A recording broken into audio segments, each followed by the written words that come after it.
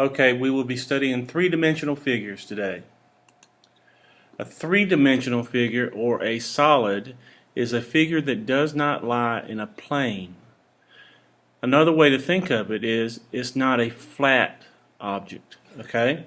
A two-dimensional figure has length and width, okay?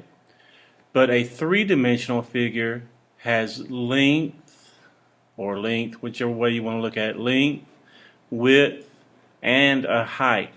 Okay, so a three-dimensional figure is, even though a piece of paper is a three-dimensional figure, whenever we think about them, a piece of paper is a flat object.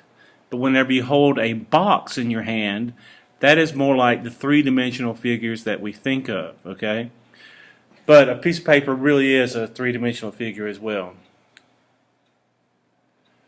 Alright, a flat surface of a solid shape is called a face. So this is the face of this rectangular prism. Okay? This is a face of the rectangular prism. And this back one here is a face of the rectangular prism. Well, let's look at it. Now, how many faces does this rectangular prism have? Think about that. Pause the video, count them, and then come back to me. Okay, let's see. We've got one on the front, and we've got another one on the back. So oh, they can't see that very well. Let's redo that. We've got one on the front and one on the back there. That makes two. We've got one on the side. That's three. And one on this side, that's four.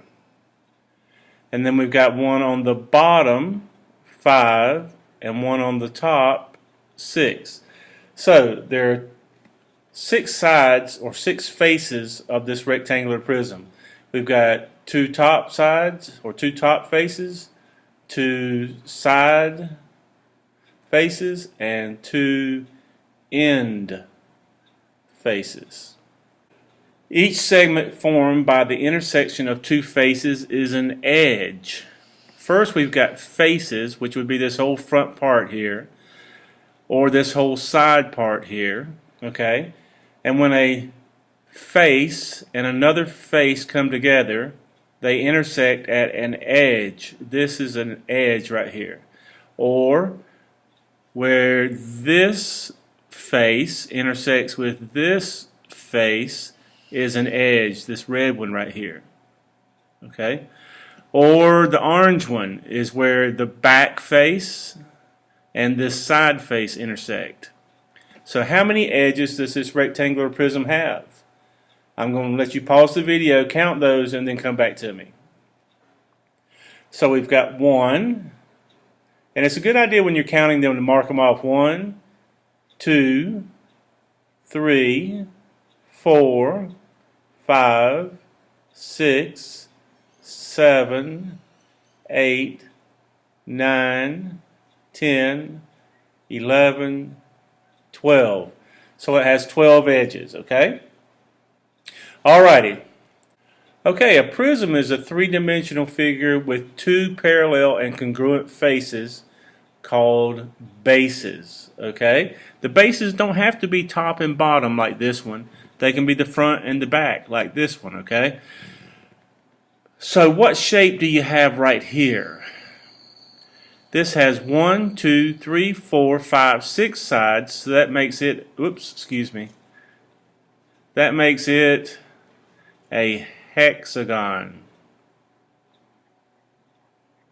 So we've got a hexagon on the top, and we've got a hexagon down here on the bottom. Those are the bases, and they're connected by rectangular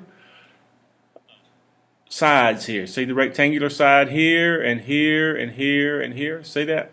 Okay, and then over here you've got a triangle on this end and a triangle on this end. Those are the bases, and they're connected by rectangles. Okay, 3 rectangles. By the way, a triangle has 3 sides.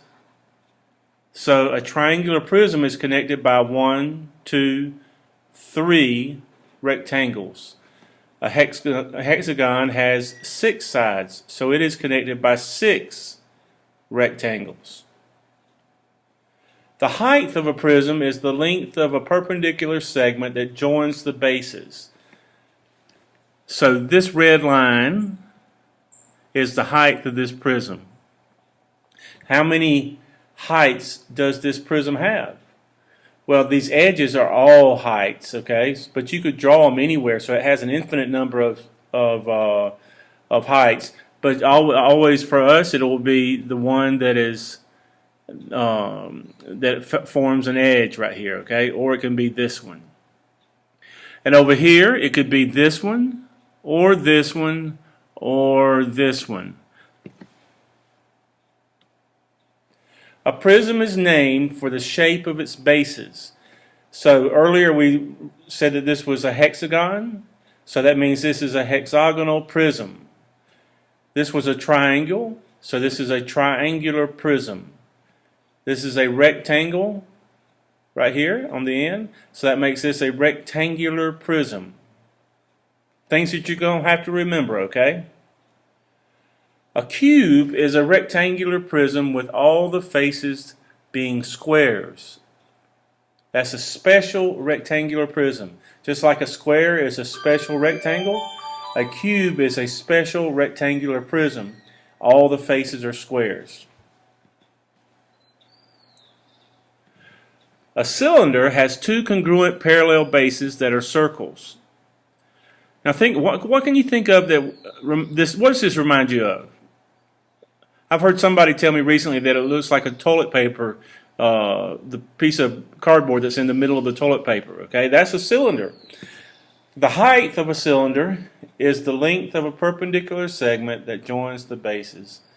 So this is something that you're going to be given whenever you have to find the volume or the area or anything. Okay, you'll be given the height and you'll be given a radius or a diameter. Okay, so it's not obvious. Always going to be obvious what it is, so you'll be given that information. A pyramid has triangular faces that meet at one point, a vertex, and a base that is a polygon. A pyramid is named for the shape of its base. So let's look at this. We've got a rectangle at the bottom, and everything comes together at the top here at this thing called the, vertex. These are called the faces, and all the faces of a pyramid are going to be triangles. A rectangle has 4 sides, so it's going to have 4 triangular faces. A pentagon has 5 sides, so it's going to have 5 triangular faces. A cone has 1 circular base and 1 vertex. The difference between a cone and a cylinder is the fact that this one only has the one circular base. Okay, if you took this and you made another circular base at the top, then you would have a cylinder. But this is obviously, this looks like a ice cream cone. A sphere is the set of all points in space that are the same distance from a center point.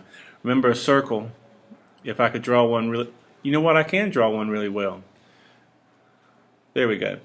A circle is the set of all points that are the same distance from a center point. Oh, I didn't get it.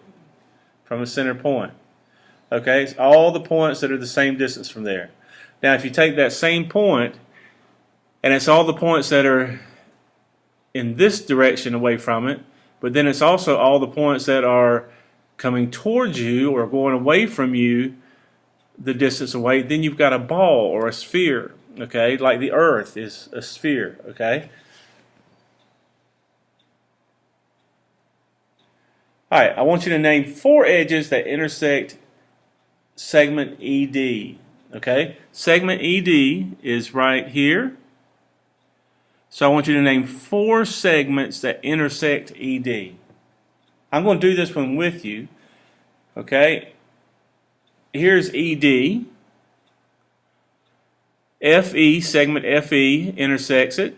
I've got that ready. Segment FE intersects ED. It touches it. Segment AE touches it. Segment AD touches ED. And segment CD touches ED. Do you understand that one? Okay, name any edges that are parallel to ED. Pause the video and think about this. Name any edges that are parallel to ED. Pause the video. Okay, so parallel means the same distance apart. Parallel means that they will look like this or they'll look like this, but they're always the same distance apart. And here's ED. This one intersects it. This one intersects it. This one, if you draw it on forever, goes out like that.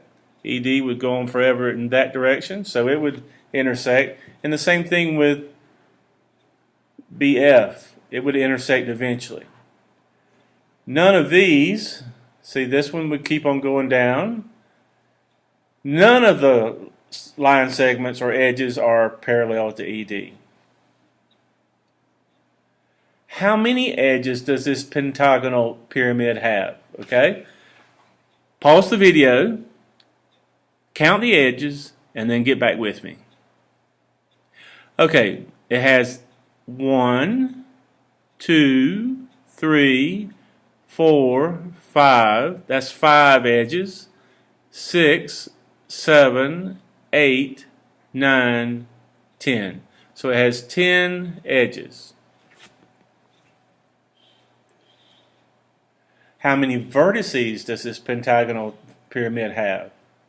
How many vertices? Remember, vertex is where two lines meet together, okay, where they meet. So pause the video, count them, and then come back.